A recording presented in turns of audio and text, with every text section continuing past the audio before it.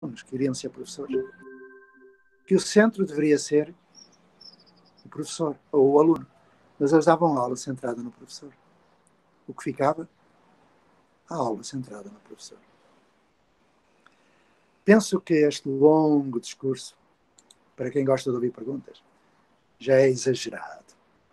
E, portanto, a partir deste momento, com esta fraterna metáfora provocadora que eu acabei de vos enviar, espero que tenha suscitado vontade de fazer pergunta.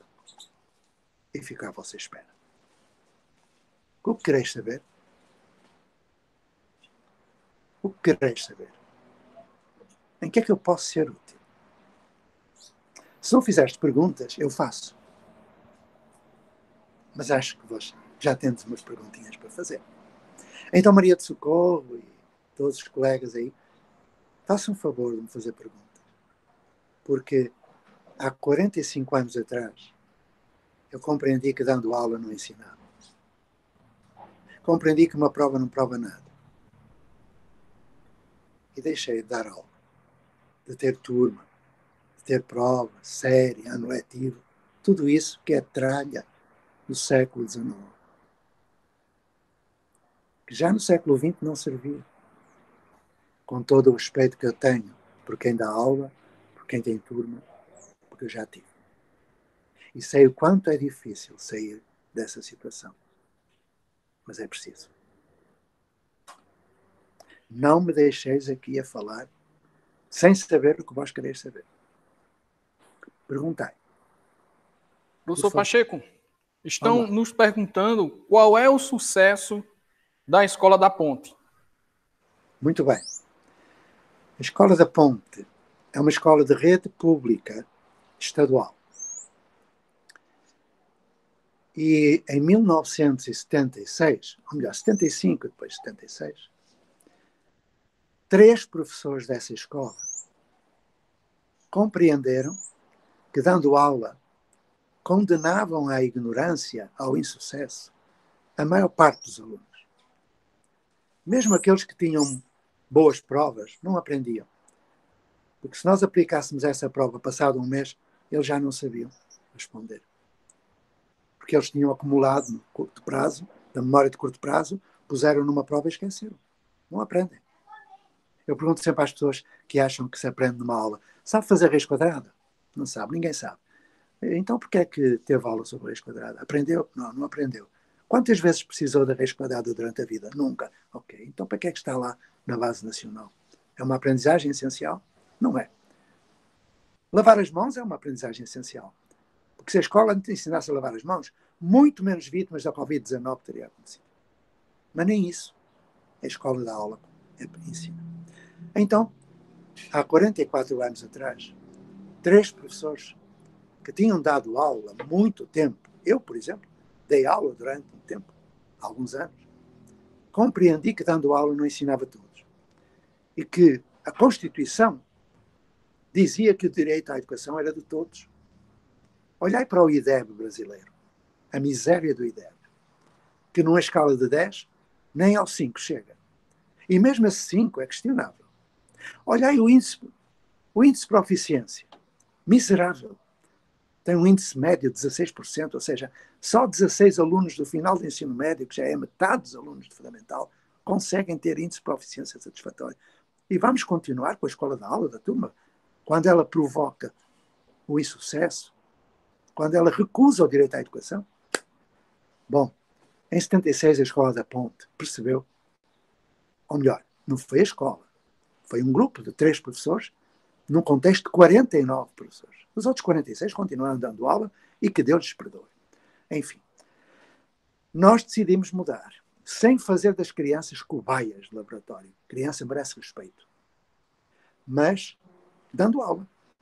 Hoje, quando me perguntam, professor, mas como é que a gente pode ensinar os nossos alunos a fazer, por exemplo, currículo de subjetividade? Eu respondo, dando aula. É.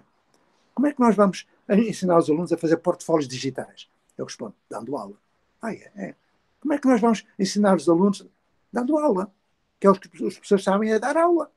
Eu tenho de valorizar o que as pessoas sabem. Eu tenho que lhes dar segurança. E eles perguntam, e você vem dar aula connosco? Eu digo, vou. Eu posso ir para a vossa faculdade, dar aula convosco. Não sei se vais dar aula, mas se deres, eu vou dar aula convosco. Para acabar de vez com essa porcaria da aula. Desculpem a porcaria, porque até é eufemístico. Deveria dizer outra coisa.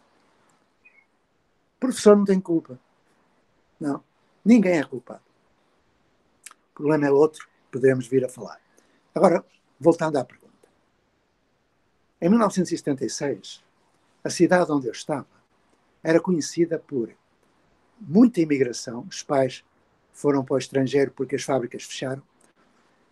Era um lugar conservador, porque a ditadura tinha acabado um ano antes e a cultura era de ditadura. Foi a maior ditadura da história do mundo. 48 anos da ditadura de Salazar. Era a miséria total, prostituição, tráfico, vocês imaginam. Analfabetismo na casa dos 60%. A escola da Ponte não tinha banheiro. É? Inacreditável, não é? E tinha a maior parte dos alunos que não sabiam ler nem escrever. Então nós três, com toda a prudência, com todo o respeito, começámos a ler umas coisinhas e começámos a fazer outras coisinhas. E em 3 anos, a Escola da Ponte alcançou os melhores resultados nas provas nacionais e conseguiu alcançar aquilo que hoje se chama educação integral, desenvolvimento de competências do século XXI, etc, etc, etc. Hoje é uma referência mundial, porque é toda a escola. Naquele tempo foram 3 professores que tomaram uma decisão ética, porque se do modo como nós trabalhávamos, dando aula, turma e tudo mais, não conseguíamos garantir o direito à educação a todos, nós não teríamos o direito de continuar a trabalhar assim. Imaginai um médico que trabalhasse com materiais, técnicas do século XIX. Alguém iria a uma consulta desse médico? Alguém aceitaria ser tratado por esse médico? Mas os professores no século XXI trabalham como no século XIX. Aula, turma, série e tudo mais, que veio da Prússia, da primeira Revolução Industrial Inglesa. Eu sei porquê. É porque as secretarias impõem esse modelo criminoso. Criminoso. Porque não tem fundamento científico nem legal. E as instituições de formação continuam a reproduzir o modelo. Eu não critico o professor. Eu sou sindicalista. Eu fui preso e torturado por defender professor no tempo da ditadura. Eu defendo os professores até à morte. Mas eu não defendo mediocridade. Eu não defendo falta de ética. Então a Escola da Ponte serve para nada. Uma escola portuguesa está lá, é muito visitada, as pessoas vão lá, veem aquilo. Eu gosto mais de falar do Brasil. Porque é no Brasil que está o futuro da educação do mundo, hoje, já. Porque eu me cansei de acompanhar gente que está sempre a trabalhar a educação de futuro. E o futuro nunca mais chega. Cansei-me de gente que assimilou uma coisa chamada ensino híbrido, que é uma bosta, a aula invertida e tudo mais, que é paliativo do velho modelo. Não muda nada. Aliás, já tivemos muitos paliativos. Então, meus amigos e minhas amigas, Escola da Ponte, escola da excelência académica, com inclusão social, da rede pública portuguesa, que mostrou que é possível passar do centro no professor para o centro no aluno. O aluno deixa de ser objeto para ser sujeito de aprendizagem, na dignidade de sujeito, de cidadão. Tão simples. E se eu vos disser que no Brasil há mais de 100 escolas assim, ou melhor, melhores do que a Ponte? E se eu vos disser que fui pela Europa, fui para a Índia, fui para os Estados Unidos mostrar projetos brasileiros perante a Finlândia e outras coisas que não servem para nada, e foi considerado o melhor projeto que lá apareceu nos congressos. E se eu vos disser que os melhores políticos, não, essa é uma tristeza, os melhores cientistas da educação, os melhores teóricos, são brasileiros. E se eu vos disser que os melhores projetos do mundo são brasileiros? Mas o brasileiro tem a síndrome do vira-lata. Vai lá fora, vai para a Finlândia gastar dinheiro para nada, vai para a Catalunha gastar dinheiro para nada, quando tem cá dentro muito melhor do que a Finlândia. Alguém conhece Agostinho da Silva? Alguém conhece Lauro de Oliveira Lima? Alguém ouviu falar de Nise da Silveira? Alguém ouviu falar? Eu posso continuar. Porque os brasileiros conhecem os Piagets da vida, mas não conhecem o que tem cá dentro. O que é que têm de fazer? Esquecer a Escola da Ponte. Quando me pedem fazer a Escola da Ponte no Brasil, eu digo, esqueçam. A Escola da Ponte é portuguesa, não tem nada a ver com o Brasil. A Escola da Ponte é cabralista. Eu sou anticabralista. Eu vim para o Brasil para aprender. Porque o Brasil não pode seguir a Escola da Ponte. Nem pode seguir a Finlândia, nem pode seguir porcaria nenhuma de estrangeiro. Paulo Freire, na Pedagogia da Esperança, o pernambucano da excelência, ele escreve: o professor brasileiro tem de deixar de refletir e de nortear a sua reflexão. Nortear do norte. Deve sulear a sua praxis. Sul. Ah, pois é. Está na Pedagogia da Esperança, vão ler. Que é o melhor para mim, é o melhor de todos. Enfim, Escola da Ponte, Escola de Rede Pública, de excelência académica, inclusão social, e que mostrou que é preciso passar do centro no professor para o centro no aluno. Transição de paradigma, da instrução para a aprendizagem. Mas hoje, no século XXI, já nem é isso. Hoje nós temos de seguir a proposta de Agostinho, de Lauro, de Freire e de outros que dizem que ninguém aprende sozinho. Aprendemos uns com os outros, mediatizados pelo mundo, ou seja, na intersubjetividade, ou seja, em comunidade. Então, o paradigma já nem é o da aprendizagem. O centro não é o aluno, não é a individualização, não é a personalização, não é nada disso. O centro é a relação. E foi isso que Paulo nos trouxe. Quando me dizem, é preciso tirar Paulo Freire das escolas. Tirar das escolas? Ele nunca entrou, como é que pode sair? O que existe é muito freiriano não praticante, que faz teses de doutoramento sobre Paulo Freire e continua a dar aula. Das duas, uma. Ou não soube ler, é analfabeto funcional, ou então não tem vergonha na cara, é antiético.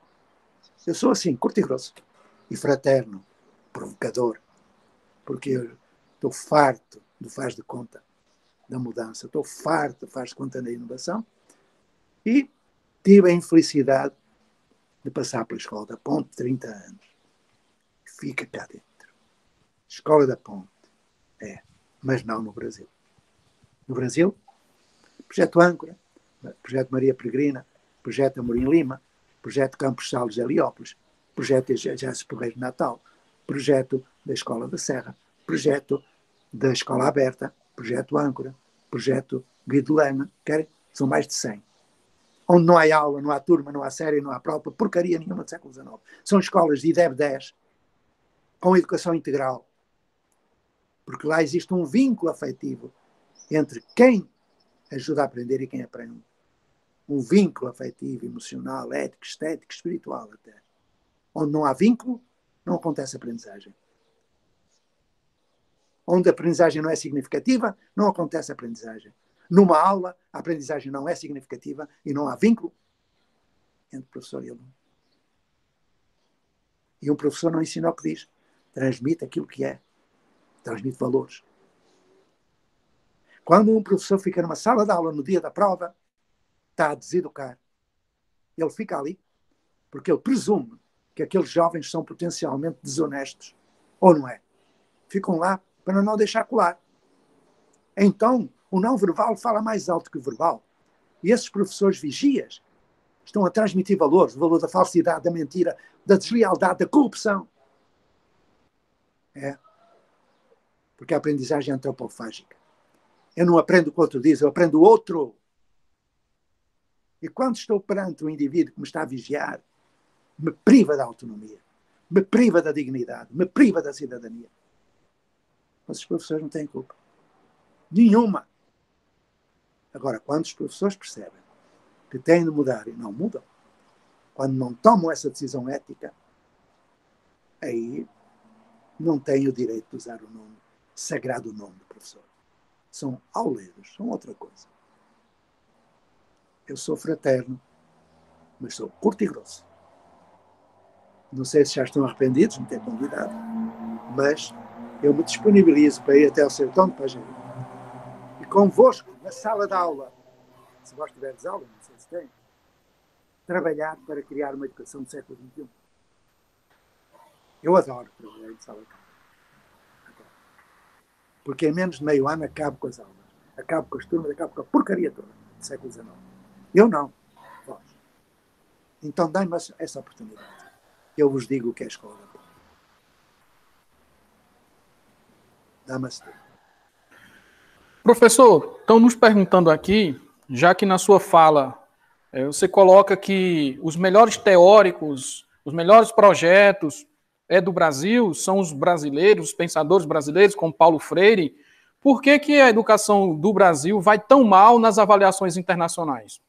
Ou essas avaliações não servem para nada? Olha, o Brasil vai mal, os outros também vão. Mas o Brasil vai mal internamente. Como eu disse, basta olhar para o IDEB e perceber que a escola da aula não ensina. Então, os melhores teóricos estão no Brasil. Mas a verdade é que as escolas brasileiras não seguem orientações desses teóricos. Eu nunca vi uma escola onde Paulo Freire estivesse. Nunca vi. Se alguém me quiser mostrar, veja.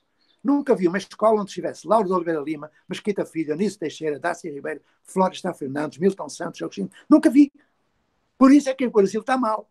Por isso é que o Brasil está mal. Porque o Paulo Freire não está nas escolas. Ok? Mas o Brasil tem um problema. Ou melhor, não é um problema, um problema. O Brasil tem os melhores teóricos do mundo, mas também tem os maiores falastrões. Os maiores falastrões que andam aí pelos congressos a ganhar dinheiro à custa da ignorância dos professores e do desejo que eles têm de se melhorar. São os falastrões que falam de aula invertida, de ensino híbrido, de gamificação, e o raio que não parta, que isso tudo é importante. É importante. Eu estive nos Estados Unidos, onde começou o game. Eu estive nos Estados Unidos, onde começou o blended learning, que deu origem depois ao ensino híbrido. Eu conheço. Mas não é alternativa. Não é por aí. O Brasil tem muito falastrão. Eu, quando vou para os congressos, eu fico a olhar para aquilo. O que é que eles fazem? Chegam lá e começam a dizer aos professores que têm de fazer, metodologias ativas em sala de aula. Eu sei porque é que eles fazem isso, esses falastrões. Porque eles nunca puseram os pés numa sala de aula. Primeira questão. Nunca. Nunca saíram da universidade. Nunca saíram. Eles leram muito, fizeram os PhDs e o rei que me aparta. São uma peste, uma praga. E os professores escutam e no final dizem, aquilo é tudo teoria. Porque é. Mas nem sequer é teoria desses falastrões. É teoria do Piaget, de Vygotsky, Leal, Leontet, Bakhtin, Vallon, Pierron e tudo mais. É. E nessas palestras, eles dizem que os professores devem centrar no aluno. O protagonismo juvenil, a autonomia. Como é que numa aula isso se faz? Não pode. Não há metodologias ativas em sala de aula. Em sala de aula há metodologias inativas. Há perda de tempo. Gasto inútil de tempo. Peço desculpa por estar a falar como falei. Eu não consigo. Quando começo a falar disto, meus amigos, talvez por estar velho, começa a apossar-se de mim uma indignação tão grande por ver tantos projetos destruídos pelos burocratas da educação, por esses falastrões, professores que saíram da profissão, que lhes destruíram a vida, porque fizeram algo diferente. A escola brasileira vai continuar nos miseráveis índices nacionais e internacionais, enquanto continuar a escutar esses falastrões e não seguir aquilo que Paulo Freire e os outros propuseram. Vai continuar. Porque convém a alguém. Eu sei que convém. Então, volto a reiterar, passo o pleonasmo, a minha disponibilidade para estar convosco e vos ajudar. Porque eu não sou do blá blá blá teórico. Eu sou da minha praxis, que é a prática com teoria. Okay? E posso acrescentar outra coisa. A maior parte dos projetos que foram destruídos, como o projeto Âncora, foram os burocratas, é evidente. Esses falastrões e burocratas que destruíram. Mas, neste momento, eu estou a acompanhar um projeto de política pública, com participação de institutos federais e universidades, para criar comunidades de aprendizagem. Comunidade de aprendizagem é uma nova construção social, onde não há aula, nem turma, nem ano letivo, nem porcaria nenhuma do século XIX. Valha-me Deus. aula no século XXI é um escândalo. Turma. Porquê é que há turma? Porquê é que são 50 minutos de aula? Porque ninguém sabe. Então porquê é que há? Pronto. Então, no Distrito Federal, onde eu estou a viver, e de onde não saio nem morto, está a decorrer um projeto de criação de comunidades de aprendizagem. Iniciativa da Secretaria de Educação, através de uma portaria, ou melhor, 2 portarias. Então eu pergunto, que eu saiba, o Distrito Federal obedece à mesma lei que Pernambuco. Que eu saiba, o Distrito Federal tem professores como é Pernambuco. Que eu saiba, no Distrito Federal tem secretarias como em Pernambuco. Então, se aqui está a acontecer, porque é que não acontece aí? Dai-me uma resposta. Agora sou eu que pergunto. Agora sou eu que pergunto porque é que nas escolas o banheiro do aluno não é o mesmo banheiro do professor. Lá em casa também o banheiro do pai e o banheiro de filho são separados. E depois outras perguntas que eu não vou fazer neste momento. Porque são perguntas que vão ao âmago da questão. E se eu falo assim, não é por estar zangado convosco. Eu vos admiro. Porque tenho a coragem de dialogar com este velho irascível, chato, irritante, insuportável. E é de ser cada vez mais, porque eu tenho lealdade para convosco. E porque fiz com outros. Ninguém faz nada sozinho. Porque eu fiz. E esses falastrões que criticam Paulo Freire, esses, se Deus existe, vão ter o castigo que merecem. Professor, uma outra pergunta que chega aqui é sobre a responsabilidade política do nosso país em relação à educação. Qual é essa responsabilidade? Até que ponto governadores, prefeitos, legisladores têm responsabilidade com relação a essa grande complexidade que é a educação brasileira? No Brasil, eu tenho observado que há secretarias e secretarias. Há ministérios e ministérios. E a situação é idêntica àquela que nós tivemos em 1976. O poder público é um poder público ignorante de educação. Os secretários são, a maioria, ignorantes. Ok? E burocratas. Embora eu tenha muitos amigos que são secretários de educação. Muitos amigos. E outros que já foram. São meus amigos. Porque eu não generalizo. Mas o que acontece foi o que aconteceu em 76. Quando a Escola da Ponte começou a mudar, o prefeito, que era um corrupto de todo o tamanho, o prefeito começou a ameaçar. Outros professores de outras escolas começaram a lançar boatos, porque o maior aliado de um professor é o outro professor. E o maior inimigo do professor que faz diferente é o professor da escola do lado. Fiquei com esta. É uma mágoa que eu tenho. Faz marketing negativo. Não é? Então o prefeito, que era um corrupto, percebeu que estava ali a surgir uma cultura diferente. E começou, olha, só vos dar um exemplo. Um dia as crianças fizeram um estudo sobre a poluição do Rio e apareceu na televisão a denúncia da poluição das fábricas. O prefeito era o dono das fábricas. Acontece que na segunda-feira seguinte, quando chegámos à escola, a nossa horta biológica, em 76, estava toda destruída. O nosso hospital dos animais, os animais morreram todos à paulada e à facada. E com o sangue dos animais, os jagunços do prefeito escreveram na parede da escola: morte aos professores. Era assim. Atiravam tiros contra a minha casa, perseguiam, mandavam ciganos perseguir-me da rua. Pensam o quê? O prefeito ia acabar connosco. O poder público ia proibir o prefeito. Sabeis o que aconteceu? Acabei com a raça do prefeito e fui prefeito da cidade. E esta? E quando eu fui prefeito da cidade, eu percebi que as secretarias de educação têm limites, têm dificuldades, mas acabaram as dificuldades, porque eu era prefeito. Dá para entender? Depois, quando o Ministério tentou destruir a ponte, eu fui eleito para o Conselho Nacional de Educação e aí eu falava com o ministro, tu lá. Não era como professor da ponte, era como mesmo conselheiro do Conselho Nacional de Educação.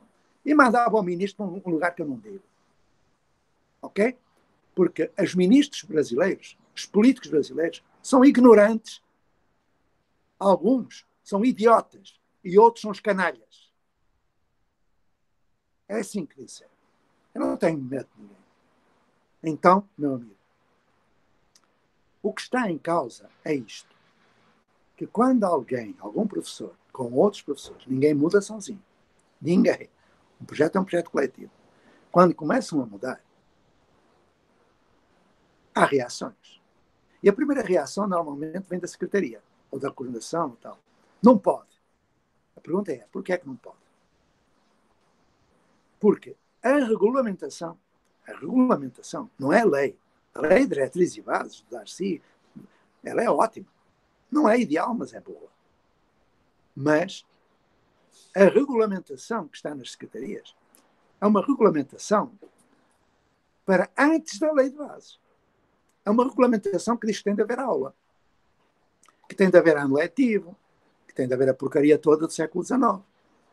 Então, as secretarias têm tendência, não todas, felizmente, para dizer, não pode, tem que haver aula. A pergunta é, porquê? Aí é que começa.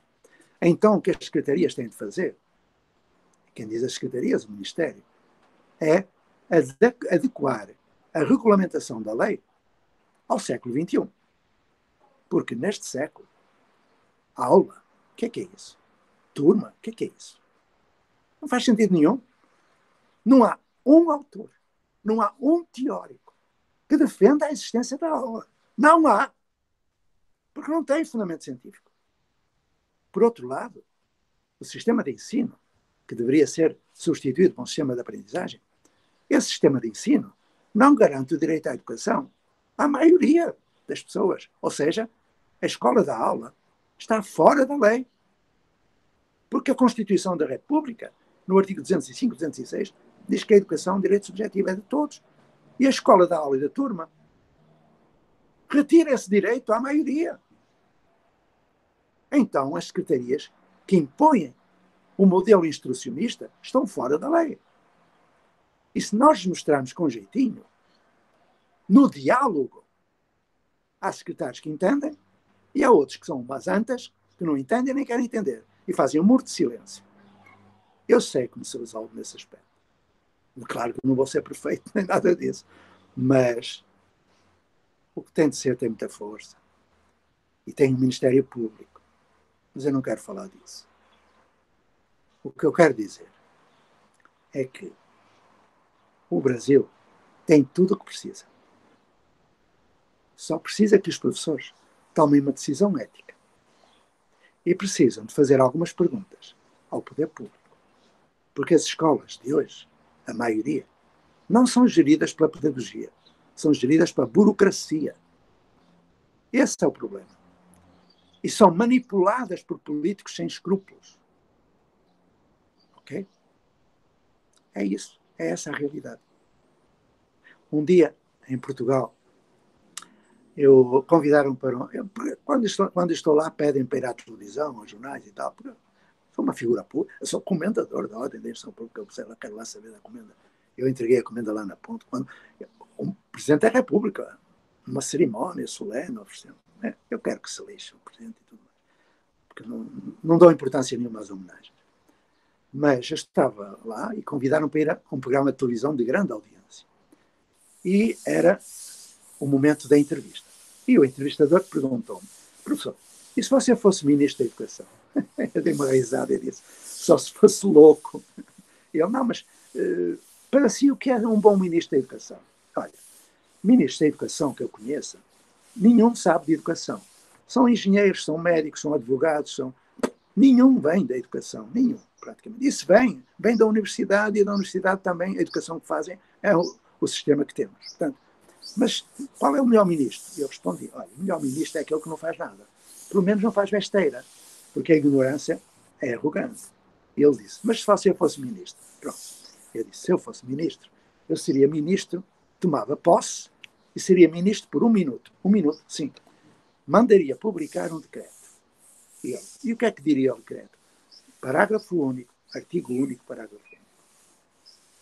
Extinga-se o Ministério da Educação. Extinguindo o Ministério da Educação, as escolas teriam autonomia. E tudo mudaria. Dá para entender? É assim que eu sou. Se extinguisse o Ministério da Educação, muitos dos problemas seriam resolvidos. O artigo 15º da Lei de Diretrizes e Bases seria aprovado.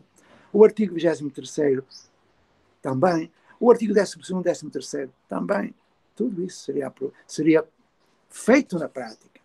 Mas enquanto as secretarias tiverem uma regulamentação que diz que tem de haver aula, tudo e tudo mais, só mesmo a coragem e o amor freiriano conseguem fazer projetos. A educação é um ato de coragem, por isso, um ato de amor. Professor, estamos numa faculdade de formação de professores. Aqui a gente tem 4 licenciaturas: História, Pedagogia, Matemática e Letras. E aí me encaminharam a pergunta: como é que nesta formação de professores pode modificar a escola, a educação na praxe? Olha, hoje estou na terceira live do dia e a primeira foi numa escola de formação de professores. Ao sábado são menos lives. Hoje só tenho 7. Portanto, estou na terceira. E estou muito satisfeito porque eu desabafo. A primeira vez que me convidaram para trabalhar na universidade, trabalhei em muitas universidades. Eu sou professor voluntário e convidado de várias universidades brasileiras e institutos federais. Se vós me quiserem dizer aí, acho que não vão querer, depois do que eu disse, já não vão querer. Mas se me quiserem, como voluntário, como pessoa convidada, eu vou. Então, se tem curso de pedagogia, maravilha. Deixem-me para aí. Permitam que este velhinho insuportável vá trabalhar convosco em sala de aula. Olha, eu fui para uma escola chamada Escola Superior de Educação. Era a maior escola de formação de professores de Portugal. Ainda hoje é. E fui convidado, eu fui. A Escola da Ponte era muito famosa já. Eu era o garoto programa da Escola da Ponte. Eu fui. Eu levei um susto. Repare, eu só vou contar um pequeno episódio para perceberem e depois tiram as conclusões. Porque eu respondo à vossa pergunta. Eu cheguei e veio a presidente do Conselho Científico ter comigo, uma amiga minha, e entregou-me os horários de 3 turmas, 2 disciplinas que eu ia fazer, 3 turmas, registros de, registro de presença e tal, e eu comecei a fazer perguntas. Desculpa lá, o que é isto? São registros de presença. O que é isto? Tens que passar no princípio da aula para o aluno assinar e no final também, para ver se ele está. Eu disse, o que é isso? Não, eu não faço isso. Na proposta pedagógica da escola, no plano, diz que vós quereis formar professores autónomos, responsáveis, Então, como é que eu posso formar professores autónomos se eles têm que assinar a entrada e a saída da aula? Não posso. Eu não faço isso. Eu tenho respeito por mim, porra. E respeito pelos outros. E respeito pela vossa proposta. Bom, devolvi as folhinhas. Mas como é que você vai? Não vou controlar. Quero lá saber. Eu controlar, não controlo. Eu tenho que desenvolver autonomia. Bom, em seguida eu disse, o que é isto? São os horários. Não vou ter horário nenhum. Eu vou estar com os jovens quando eles quiserem. Quando não quiserem, tudo bem. Eu vou estar aqui todo dia, a serviço da faculdade, e eles quando quiserem vir ter comigo. Negociam comigo. Foi num tempo em que não havia computadores. Bom, foi conversando, e eu não vou dar aula. Tem de dar. Eu perguntava, porquê? Ninguém falou, não dei, não tenho horário, não tenho turma. Tenho 174 jovens que querem aprender a ser professores. Tão simples. Foi o que eu fiz. Primeiro encontro. Para reunir 174 só havia 2 lugares na faculdade. Ou o refeitório, até às 11, que depois tinham que pôr a mesa, ou o auditório. Eu fui para o auditório, mas não gostava daquele lugar. Depois fui lá para fora, fui para o Gramado e tal, quando não chovia, e até para outros lugares. Mas eu recebi os 174, sentaram-se. Esqueci-me de dizer, eu estava no último semestre, dos 8 semestres, estava no último. Eram professores de matemática, português, física, tudo. Eu dava a componente pedagógica. Bom, perguntei o que eu pergunto, o que é que querem saber? Ficaram a olhar para mim. Disse, o que é que foi? Eles olharam para mim como se fosse um extraterrestre. O que é que foi? Professor, nunca ninguém nos perguntou isso. Olha, eu naquele momento hesitei, porque fiquei tão chocado. Aqueles jovens tinham feito 9 anos fundamental, 3 anos de ensino médio, 7 semestres de ensino superior e inferior. E nunca ninguém lhes tinha feito a pergunta fundadora do ato de aprender. O que é que tu queres saber? Meu Deus. Eu pensei, eu estou desgraçado. Não? Eles daqui por meio ano vão ser professores e vão dar aula. Lógico. Aí eu enchi-me de paciência e disse, olha, eles disseram, você é daquela escola? Sou daquela escola. Aponte ainda, aponte. Então vamos lá. Os meus amigos têm, até ao próximo dia de encontro, têm que me dizer o que é que querem saber para começar a fazer um projeto de vida, a fazer um currículo de subjetividade, um currículo de comunidade e um currículo de consciência planetária. O que é isso? Vão aprender. Depois, não há exame, não há prova. Há portfólio de produção de evidências de aprendizagem. Mas nós temos direito a dar aula. Se quer aula, rua. E eu ir atrás daquilo que um jovenzinho imberbe, ignorante, diz? Não. Eu me respeito. Então o que aconteceu? Juntei-me com outros professores dessa faculdade. Fiz um núcleo de projeto, com uma psicóloga e um pedagogo. E esses 174, hoje, têm 50 e tal anos de idade. Dão lições de ser professor. São os melhores professores que Portugal tem. Estive lá 5 anos. E depois continuou. Porque eu deixei lá esse núcleo de projeto. Deixei lá. Eu não sou preciso para nada. Eu só preciso é de dar pontapé inicial. Bom, mas a minha maior surpresa não foi essa. Eu perguntei. Quando eles falaram da avaliação, eu percebi que eles não faziam avaliação. Eles faziam exames, faziam provas. E prova não prova nada. Eu disse, meus filhos, não, vamos lá ver. Como é que é a avaliação agora? Temos que fazer um TCC. Trabalho de conclusão de curso. Não sei se ainda existe, mas eu disse, e como é que é? Eles foram à biblioteca e trouxeram 3 trabalhos do ano anterior. Eu vi, eram todos iguais. Era xerocado, era xerox. Só a capa é que era diferente, porque tinha o nome diferente do aluno que tinha acabado o curso no ano anterior. Eu comecei a ler e era assim. Piaget disse, e Vygotsky disse, eu disse, meus filhos, peço desculpa, mas eu não sou fofoqueiro. Eu quero lá saber o que é que o Piaget disse, porra, que disse. Aliás, é feio estar a dizer aos outros que alguém disse. Isso é fofoca. Eu quero é produção de conhecimento, porque cópia eu faço facilmente, eu faço 20 TCCs no sábado à tarde, corta e cola. Isto não é aprendizagem, isto não é conhecimento, isto é cópia. Que o outro disse, que fulano disse, quero lá saber o que é que ele disse, porra. Eu quero é ver Piaget no chão da escola. E isso é construção de conhecimento. A partir de perguntas. Qual é a minha dificuldade de ensinagem? Para ir estudar, pesquisar, saber selecionar informação, analisar, criticar, comparar, avaliar, sintetizar e comunicar informação, processos complexos de pensamento, metacognição. E produzindo conhecimento, partilhá-lo. Está nos princípios gerais da aprendizagem do Vygotsky e do Bruno. A aprendizagem tem que ser significativa, integradora, diversificada, ativa e socializadora. Não é competição negativa. Eu tenho de pegar no meu saber e colocar numa ação, desenvolvendo competência. Perno. Dá para entender? Então, com esses jovens eu fiz isto. Meus amigos, até ao próximo dia, quero saber o que é que vós quereis saber. O que quereis fazer, eu quereis ser professores, então vamos ser. Então, o que eu fiz? Aquilo que tem de se fazer em qualquer lugar. Há mais de 100 anos. Que é isto. Eu deixei de preparar projetos para os alunos. Passei a construir projetos com os sujeitos de aprendizagem. A partir de necessidades, desejos, sonho. E a necessidade que eles tinham é de saber ser professor. Ser professor não é dar aula. Continuando. Eu deixei de fazer planejamento de aula para ensinar o outro a planejar-se. Ou seja, para gerar autonomia do outro. Saber planejar a sua vida. Porque quem faz planejamento de aula impede o outro de aprender a planejar-se. Saber gerir tempo, espaços, recursos. Saber gerir a sua vida. Saber ser senso crítico, não acreditar em fake news. E nem eleger políticos corruptos. E umas antas que andam para aí. É isto que eu fazia. Eu deixei de dar aula para construir conhecimento, currículo, com os alunos, através de roteiros de estudo, em que todo o currículo era trabalhado, todo, mas na praxis. Eu deixei de aplicar a prova para, a partir do pedido, do quero saber, do quero fazer, ao fazer mediação pedagógica, os jovens se apropriassem do conhecimento e o partilhassem, sendo professores de tempo inteiro, de corpo inteiro. Peço desculpa do modo como falo. Eu não consigo evitar. Vocês não têm culpa nenhuma, mas eu Eu me emociono muito. Eu estou com 70 anos, com 54 de escola pública, com 45 de trabalhar no paradigma da aprendizagem e agora no da comunicação.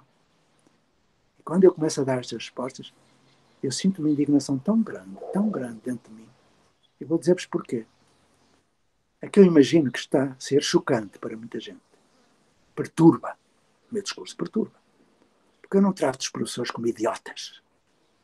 Eu não digo aos professores o que têm de fazer. Eu pergunto-lhes se eles querem ser éticos. E, portanto, me sinto assim indignado por imaginar que quem está a escutar-nos possa continuar a dar aula, possa continuar a ter turma, possa ignorar estas perguntas que eu lhes faço. Fraternalmente, lealmente. A minha vida foi de defesa do professor. Mas não defendo a mediocridade.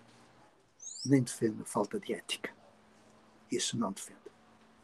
Porque os interesses dos professores são os interesses dos alunos.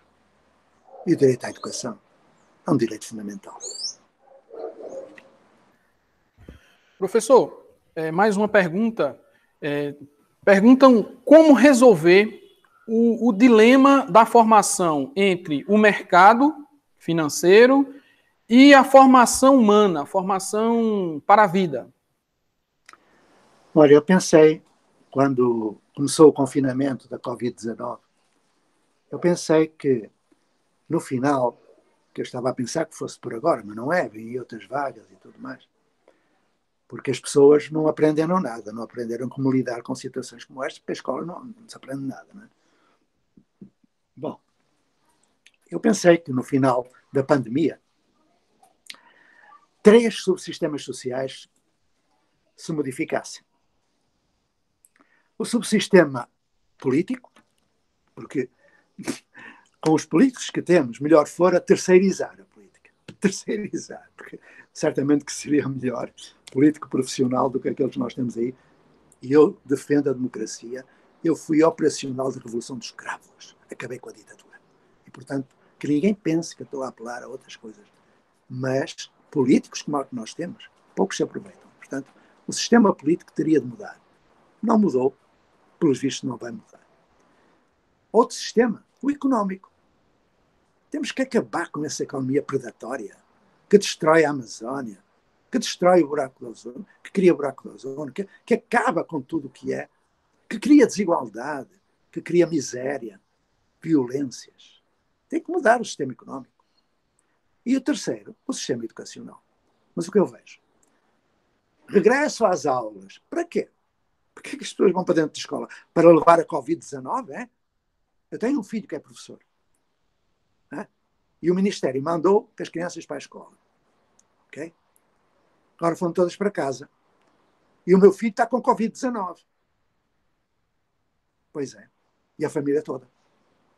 Porque essas crianças e jovens, eles são assintomáticos, a maioria.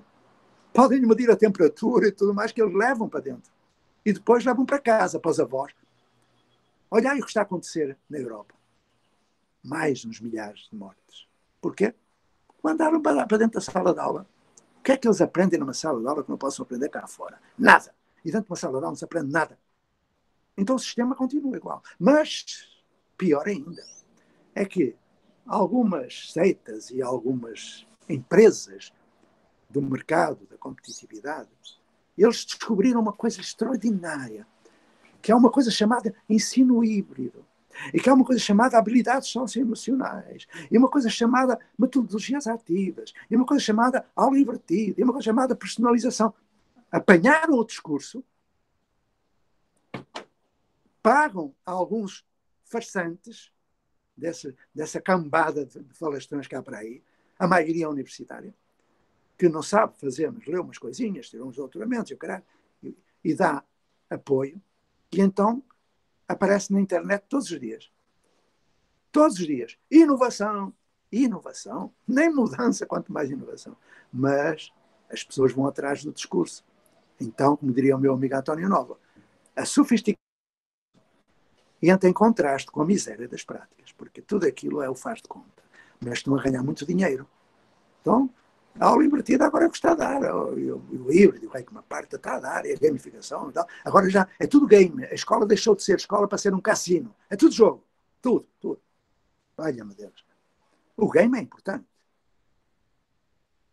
Ok? Vamos lá. Aquilo que mais me assusta é aquilo que está a acontecer em algumas universidades, sobretudo as particulares, que compraram robôs e dispensaram professores. Demitiram professores. Porque os robôs dão aula muito melhor que um professor. A inteligência artificial basta estar programada que elas mandam um conteúdo e depois aplicam o teste e pronto. Ou seja, a gente não consegue aprender com uma máquina. Uma máquina não tem espírito, não dialoga. Mas o professor que dá aula é um papagaio que também não dialoga. Porra. Até pode, de vez em quando, estabelecer um tempinho para pergunta e resposta, mas isso vai Deus. Então, meu amigo, estou a ver que nada vai mudar. Mas o bout de chagrin genera... Bom, adiante. Eu gosto muito de língua francesa, estava-me a lembrar de uns versos do Paul Lebat. Vamos lá. Quando começou a pandemia, agora vou dar, o resto da resposta vai ser um episódio. Quando começou a pandemia, logo no dia 13 de março, por aí, eu recebi muitos e-mails de professores angustiados. O prédio da escola tinha fechado, o que prova que uma escola não é um prédio. Escolas são pessoas que aprendem umas com as outras, em qualquer lugar, na praça, na biblioteca, na internet. Né? O prédio tinha fechado e começaram a dizer que eles tinham de preparar aulas para a internet, para mandar atividade, aquela porcaria que não serve para nada. Pronto. E eles tinham outro problema. É que numa turma de 30, por exemplo, só tinham chegado a meia dúzia. Não conseguiam chegar a todos. E os professores, mesmo aqueles que dão aula, são pessoas sensíveis. São pessoas que querem respeitar o aluno. São pessoas amorosas. Estavam preocupados porque não conseguiam enviar aquela porra lá. Aí eu disse-lhes se eles queriam acompanhar os projetos que eu tinha já de antes. Porque há 5 anos, pelo menos, que há projetos que juntam o presencial ao remoto, porque não são incompatíveis uma coisa com a outra. Há coisas que se fazem remotamente, outras coisas que se fazem presencialmente. Mas o presencial não é só o prédio da escola, são círculos de vizinhança, são outras coisas que depois um dia talvez possamos falar do paradigma da comunicação. Não há livros publicados sobre isso. Vamos lá. Eu convidei-os para acompanhar um dos projetos e escolhi um à minha maneira. Uma turma, ou melhor, 7 professoras, tudo mulher, de uma turma de ensino médio do 3º ano. Ouviram bem? 3º ano, com vestibular, com o Enem. Ok. Pronto. E eles disseram, podem acompanhar. Então criei um Zoom ilimitado, paguei do meu bolso e convidei-os para participar num encontro que nós já tínhamos. Não mudou nada, nós continuamos. Os alunos continuaram a aprender. Porque esses alunos eram autónomos. Eram cooperantes dos outros. Coisa que numa aula não se desenvolve. Desenvolve-se ao contrário, é heteronímio, não é? Dependência, obediência formal, e, portanto, na aula não se desenvolve autonomia. Mas o projeto que eu estava a acompanhar tinha desenvolvido a autonomia dos alunos. A autonomia da pesquisa, a autonomia intelectual, moral, tudo isso. E eu convidei cerca de 300 professores para acompanhar. Eles entravam no Zoom, mas não mostravam a carinha, ficava só aquela coisinha lá, e observavam o que se passava. Então cá vai. Dia 13 de março. O que é que esses professores angustiados viram? Que aquelas 7 professoras tentaram contacto com os 38 alunos. No primeiro dia, no dia 13, conseguiram alcançar 26. 26. Reunimos e eu perguntei, como é que vamos alcançar os outros? E eu disse, por que não contactar os 26 e perguntar se algum colega da turma mora no mesmo prédio, no apartamento do lado, na mesma rua, no mesmo bairro. E perguntar porque é que eles não estão a dar resposta. Assim fizeram no dia 14. E de 26 passámos para 36, faltavam 2. O que aconteceu no dia 14? Os 26 procuraram saber porque é que os outros não entravam. Descobriram que no mesmo prédio havia um colega que não tinha computador. O que é que eles fizeram? Tinham 2, partilharam um. E o outro já tinha computador. Mas, na mesma rua, havia um que morava muito perto, que não tinha internet. A mãe era faxineira, só chegava no fim do dia com o celular, e o celular não comportava aquela coisa. Então, o que é que se fez? Se tinha Wi-Fi, fez o Wi-Fi universal, fez o hotspot, passou a internet para o outro. Tão simples. Qual é o problema? Faltavam 2. Eles estavam numa fazenda, era uma região rural, e então alcançámos-los no dia 15. No dia 15 tínhamos 38. O rural foi através do telefone rural. Era o único meio. Tinha uma internet rural muito mazinha, mas o telefone funcionava bem. O que é que essas 7 professoras fazem? A partir das necessidades, desejos, sonhos do pessoal, fazem currículos subjetivos e currículos de comunidade. Ou seja, vão construir processos de pesquisa a partir de roteiros de estudo e não levam mais do que 5 ou 10 minutos com cada aluno, porque ele, entre um encontro e o outro, pesquisa na internet, pesquisa nos livros, pesquisa nas pessoas, pesquisa na natureza, faz observação, faz tudo, em equipe. Então eles começaram a juntar-se no mesmo prédio, com a sua máscara, com tudo bem desinfetado, em pequenos aglomerados, 3 ou 4 ou 5, e não 20 ou 30, ou numa praia, ou num casamento, ou numa igreja. Né? Que é criminoso para juntar as pessoas, e sobretudo sem máscara. Né? Então, preservamos a saúde, nenhum contraiu Covid-19, até hoje, e aprenderam todos os dias, até ao sábado, ao domingo e os feriados, porque aprendemos 24 horas por dia, 365 dias por ano. Esses alunos vão ser os melhores no Enem, porque não perderam um dia. Os outros 200 ou 300 que acompanhavam começaram a perceber que poderiam fazer assim. E hoje eu estou a criar turmas piloto, que depois, se houver tempo, acho que não há, poderia explicar-vos o que é, com muita gente que acompanhou isso durante estes 8 meses. É difícil? Não. É preciso não haver aula, nem turma, nem porcaria nenhuma. Haver aprendizagem.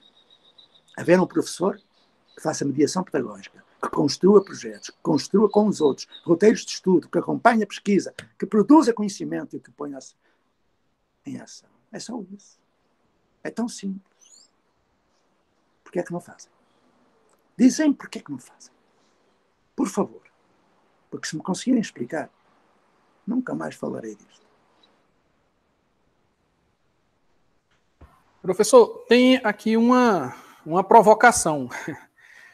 Perguntam o seguinte: pensar nesse projeto de forma esporádica para aplicar numa outra região é fácil, mas para aplicar num sistema de ensino como um todo, não chega a ser utopia, não, que você fala? Utopia é sempre, porque quanto mais nós nos aproximamos do horizonte, mais a linha do horizonte se afasta. Galeano. Enfim, olha, é verdade o que ele disse. Essa pessoa tem toda a razão. Porque quando nós falamos em inovação, temos que considerar 4 critérios de inovação. Primeiro, ser inédito, ser novo, nunca ter acontecido. Por exemplo, a aula invertida não é inovação, de esquema não é, porque o Freinet fez a aula invertida em 1921, há 100 anos. Só que não tinha computadores, hoje tem computadores. Ela tem de ser sustentável. A inovação tem que ser sustentável, tem que estar fundamentada na lei e na teoria, no enquadramento teórico científico. Tem que ser útil, garantir a todos o direito à educação, porque se não garantir, não é inovação. E, finalmente, tem que ser replicável. Replicável. Mas, ao mesmo tempo que é replicável, tem que ser instituinte. Nunca pode parar de aprender. E quando falo de replicabilidade, significa que um projetinho ali, outro lá, facilmente desaparecem. É preciso ter uma visão sistémica. E é isso em que eu trabalho. A partir do momento em que há um professor que não tenha morrido numa escola, porque a maioria está morta, mas há um professor que não morreu, bem famílias, bem professores, fazemos um núcleo de projeto, fazemos uma turma piloto, e eu pergunto, e por aí, quem é que mais está? Aqui no município tem mais este, aquele e aquele. Ok, uma rede local, uma rede de projetos, uma rede não tem centro, uma rede que depois passa para a internet, que é uma rede. E aí não temos um projetinho ali, outro lá, que desaparece rápido. Não. Temos uma replicação em escala, mas sempre em fase instituinte, sempre. Porque não há cristalizações, não há modelos. Não há modelos, cuidado com isso. Okay? E então, o que acontece é que ninguém destrói. Por isso é que eu digo que aqui no Brasil são mais de 100. Estão organizados em pequenas redes. E aqui no Distrito Federal está a criar-se a rede do Distrito Federal. Se quiserem criar a rede de Pernambuco, eu passo-vos, mandem-me um e-mail que eu mando-vos cerca de uma centena de professores de Pernambuco que estão a participar da criação da rede. E esta? Surpresa! Vinde! Porra! O que é que vos impede? Deixai de blá blá blá teórico, deixai de ouvir os falastrões. Juntai-vos à minha amiga Rosângela, juntai-vos ao meu amigo Alex, juntai-vos à minha amiga Cristiano, juntai-vos a esses pernambucanos que eu admiro. Fazei o que é preciso e não fazer um projetinho lindo, mais um paraíso artificial ali, mais uma comunidade alternativa que não é alternativa nenhuma. Isso não serve para nada. É preciso sistema para acabar de vez com o sistema de ensinagem e fazer um sistema de aprendizagem do século XXI. E isso posso ajudar. Querem fazer, pernambucanos? Vamos fazê-lo. Vamos fazer jus ao Freire? Vamos. Então quero ver. Porque essa pergunta foi muito oportuna. Porque estou cansado de ver a escolinha de Sobral. Qual escolinha de Sobral? Ai, meu Deus, porra. Daqui por 2 ou 3 anos ninguém se lembra de Sobral. Porque já foi destruída. Basta que mude. Basta que mude a prefeitura. E acaba tudo. Eu já vi isso muitas vezes. E eu não estou para criar expectativas falsas, nem levar professores para o psiquiatra. Cada projeto que eu começo a acompanhar, ele é perene, nunca acaba. Porque eu aprendi como é que eles acabam. Percebem? Eu estive no grupo de trabalho da inovação com o ministro Renato Giannini. Ok? Estive lá. Criámos uma lista de escolas com potencial inovador. 178. Isto em 2014.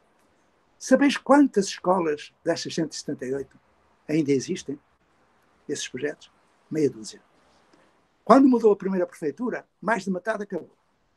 Porque o prefeito não gosta, porque o secretário não quer, porque é que uma parta, acabaram. Depois veio outra prefeitura, acabou. Depois vieram estes que estão aí, estes, enfim, e acabam. Começam a pressionar, a ameaçar, acabam. E estes não acabam, porque nós estamos dentro da lei, e o Ministério está fora da lei, e as secretarias estão fora da lei. E estes não vão perecer, porque têm fundamentação científica. A escola da aula não tem. Estes não vão desaparecer, porque não são réplicas absolutas. São projetos autónomos, projetos específicos de cada região, que colhem os saberes de cada região, que desenvolvem sustentavelmente a região e que estão organizados em rede. Ninguém destrói, um por todos, todos por um, porque a minha liberdade não termina onde começa a liberdade do outro, a minha liberdade começa onde começa a liberdade do outro. E quando o outro não é livre, não tem direito a ser livre. Eu tenho uma visão do mundo diferente, e há muita gente que também tem. Eu tenho valores do século XXI e não do século XIX. Eu tenho necessidades sociais do século XXI e não uma escola porcaria do século XIX. É assim que eu sou. E só consegue calar-me quem me explicar. Porque é que dá aula, tem turma e tudo mais. Estou calmo. Professor, mais uma pergunta aqui é sobre essas escolas de referência que está pulverizada no Brasil e, inclusive, em muitos planos de governo, que diz que é a salvação do ensino no Brasil, muitas vezes. O que o senhor acha delas? Quais são as escolas de referência? Quais são? Dá-me lá um exemplo de escolas de referência. No estado de Pernambuco, por exemplo, aumentou consideravelmente essas escolas de referência, que inclusive aumenta o tempo, né?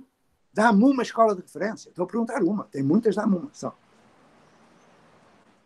Pois é. Se essas escolas têm aula, não são escolas de referência. São o faz de conta da mudança. Não me venham com tretas, por favor. Não me venham com tretas. Eu conheço escolas de referência em Pernambuco. Eu conheço. Mas não as digo. Porque elas, neste momento, ainda não estão organizadas em rede. Mas vão ser. Aliás, estou a trabalhar com universidades. Com institutos federais em Pernambuco. Estou. Espero que a vossa adira.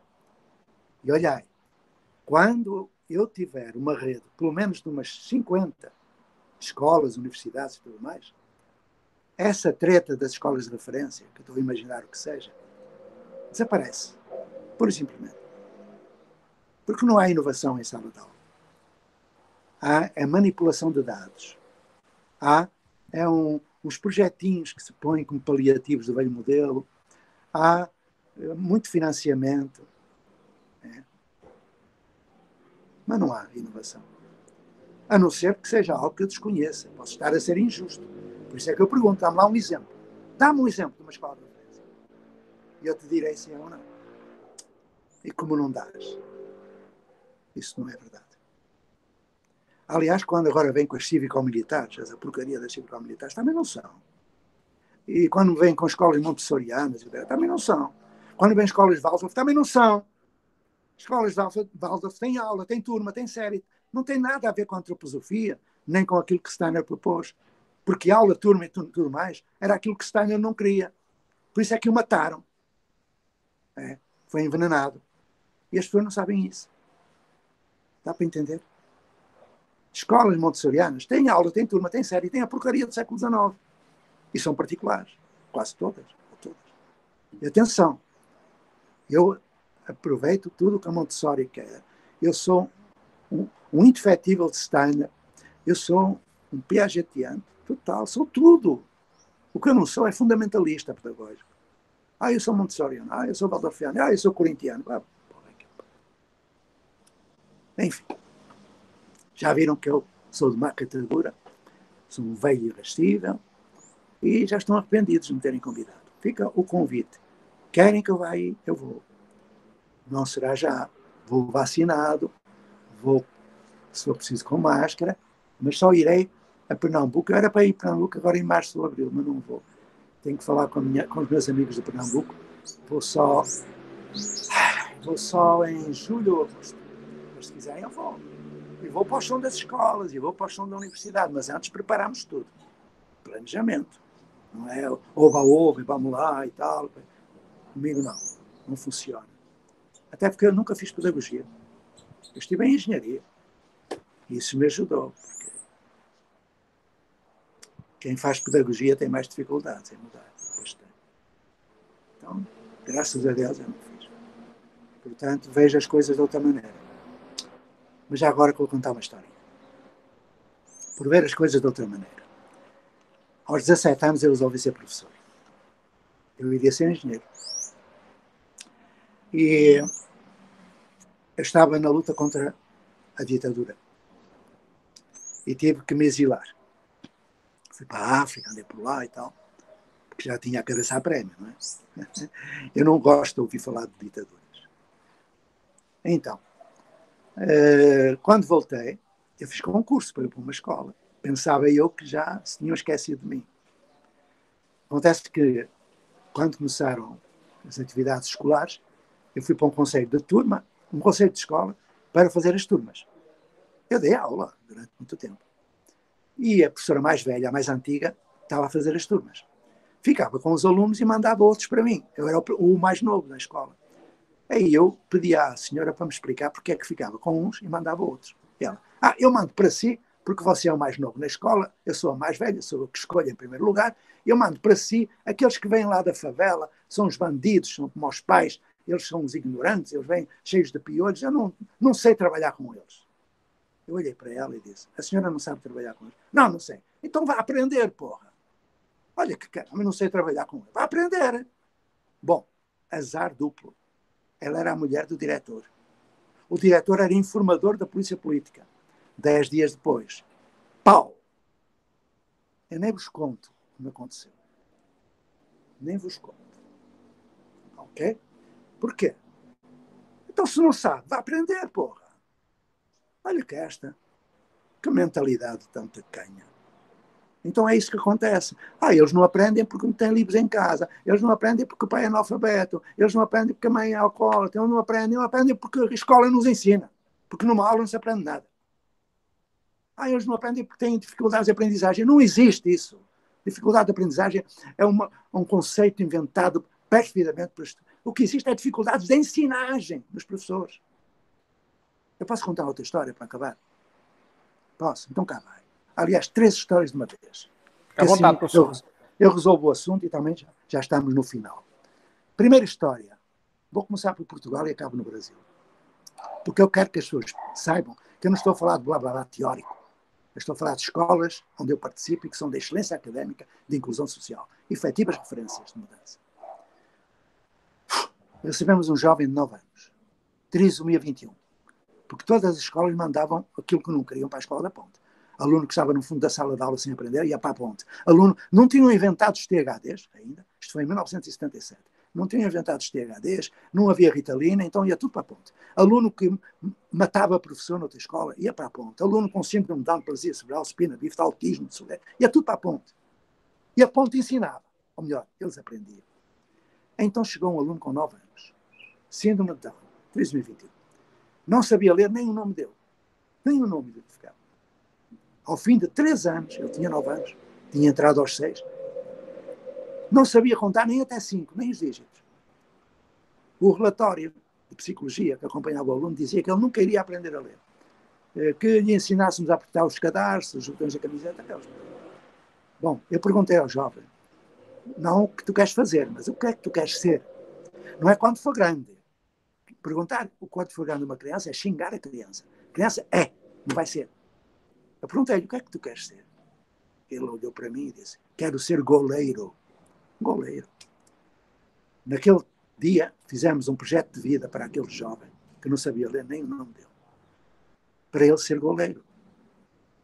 Ao fim de 2 meses, ele tinha aprendido a ler, escrever, contar, fez o ensino fundamental, fez o ensino médio, técnico ou profissional na área de desporto. E agora, se quiserem saber quem é este jovem, vão à internet e abram nesta frase. Final do Campeonato Europeu de Futebol de Salão. Portugal ganhou. Vão ver quem é o goleiro da Seleção Nacional Portuguesa. É o André Mesquita. Segundo caso. Uma menina. Brasil. Chega, não quer fazer nada, você não é meu pai, não pode obrigar, aquelas coisas. Eu perguntei, o que é que tu queres ser? E ela, eu quero ser rapper, cantora de rap. E eu perguntei, posso ajudar-te a ser rapper? Ela olhou para mim como quem olha para um extraterrestre e perguntou, o tio é mesmo professor? Eu sou. E quer-me ajudar a ser rapper? Também. Essa menina, que mal sabia ler e escrever, em pouco tempo aprendeu a ler, a escrever, a contar e tudo mais, a dançar, a compor. Rap. Criou uma microempresa de produção de espetáculos de rap e com 13 anos foi apresentar-se na abertura dos Jogos Olímpicos do Rio de Janeiro, ao lado da Carol Conká. E hoje é uma das maiores rappers do Brasil. É MC Sofia. Eu estou a falar de gente, pô. E tenho centenas, milhares de casos. Mas acabo com o terceiro. Outra escola brasileira. Uma menina de classe F. O mais fundo que pode haver. A favela da favela. Que se interessa por um assunto que é universal. Que é o risco da extinção da espécie humana na Terra. Nós estamos em risco de desaparecimento enquanto espécie. E que soube que a NASA estava à procura de um planeta para onde os seres humanos pudessem ir, quando não fosse possível viver na Terra. Ela interessou-se por isso, aos 9 anos. Aos 13, foi convidada pela NASA e foi para Washington. Aos 13. Só que teve de fazer brigadeiro e outras coisas para pagar a viagem. Porque era muito pobre. Aos 13, foi convidada pela NASA. Eu estou a falar de quê, meus amigos? De escolas onde não é aula, nem turma, nem série, nem prova, nem porcaria nenhuma. Escolas onde todos aprendem, onde direito à educação acontece. E é o convite que eu vos deixo. Porque eu acredito nos professores. Se continuarem dando aula dentro de turma, que Deus lhes perdoe. Eu não perdoo. Não estou zangado. Eu me exalto. Me indigna muito. Estão arrependidos de me terem convidado? Paciência. Fica o convite para voltar ao sertão do Pajeú e estar convosco no chão da escola e da sala de aula. Para aprender convosco. Para aprender.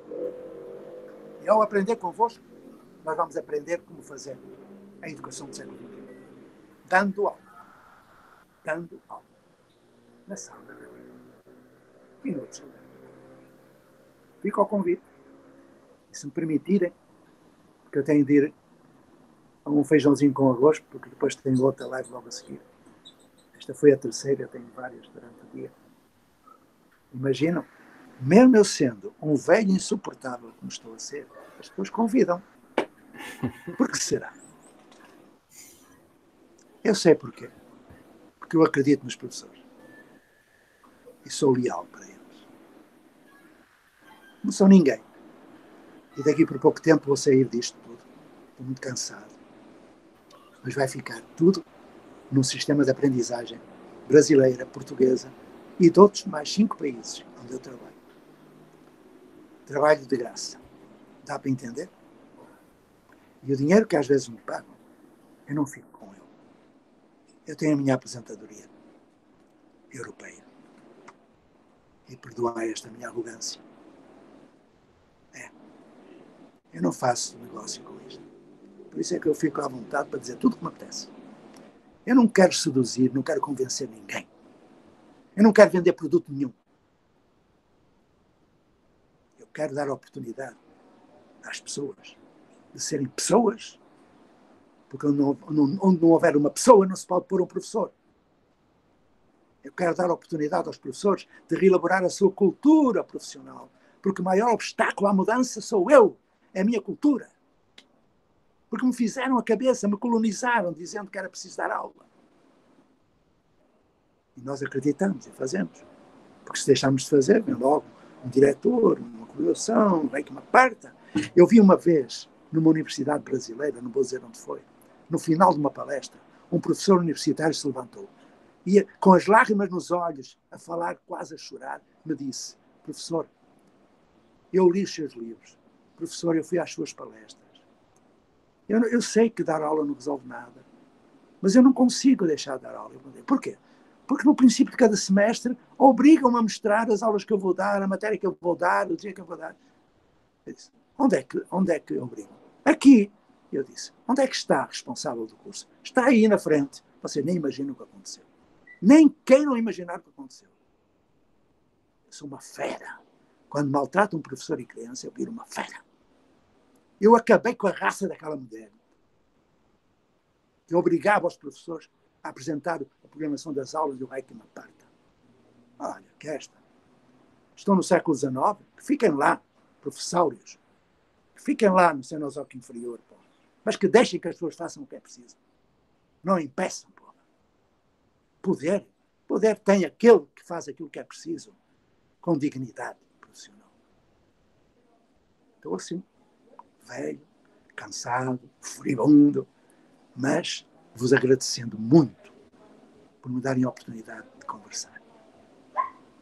Vos agradeço e vou-me embora, porque tenho agora um feijãozinho com arroz e uma cachaçinha para amenizar. Tchau. Ficar em paz. Muito obrigado, professor Pacheco. Muito obrigado mesmo. Aqui sumiu a sua imagem, mas tudo bem. A Faculdade do Sertão do Pajeú agradece demais por essa conversa, por esse diálogo. Certamente outros convites irão aparecer. Inclusive, eu tenho uma aluna do curso de Pedagogia, que é Michele, que está fazendo um artigo, trabalho de conclusão de curso, exatamente... acho que ele saiu agora, né? Sobre o pensamento de José Pacheco, só para concluir. Mas eu agradeço a todos, a gente chega ao final, né? Acho que foi extremamente instigante, foi reflexivo, o professor Pacheco provocou a todos. É claro que a gente agora vai ficar degustando todo esse conhecimento. E Dona Socorro tá aqui, não sei se ela quer fazer uma fala final para a gente encerrar. Só dizer, não é, que, na verdade, nós queremos agradecer ao professor, ele voltou, não é?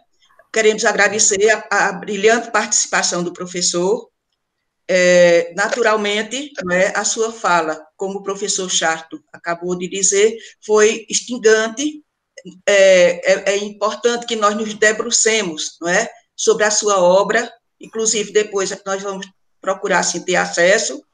Agradecer a sua participação, agradecer a participação de todos que estiveram aqui presentes, os professores, os alunos, não é? Professores e professoras, alunos, todos nós, não é? Realmente, a nossa semana, ela iniciou com muito brilhantismo, dentro do clima de reflexão, de debate e de crítica. E nós esperamos que, em outra oportunidade, quando convidarmos, o senhor venha com a mesma disponibilidade que veio hoje. Temos certeza disso. Muito obrigada. Eu agradeço e eu não desliguei. Foi a internet que interferiu aqui de um telefonema e foi abaixo. Então, estarei ao vosso dispor, estarei sempre a acompanhar aqueles professores que querem ser professores do século XXI. Tenho-vos muito respeito. Tenho um filho que dá aula e dá muito bem, que eu respeito, mas fica ao convite para me convidarem para eu ir até aí, presencialmente até, ou através da internet, vos ajudar. Fiquem em paz e um bom fim de semana para todos. Mais uma vez, muito obrigado, professor Pacheco, e até uma próxima oportunidade. Tchau, até a próxima. Tchau.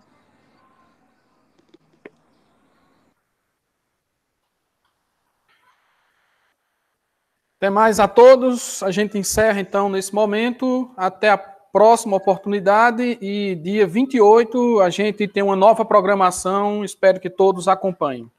Uma boa tarde e um bom fim de semana a todos. Dia 27, não é, Charto? 27, é verdade. 27 e 28. É.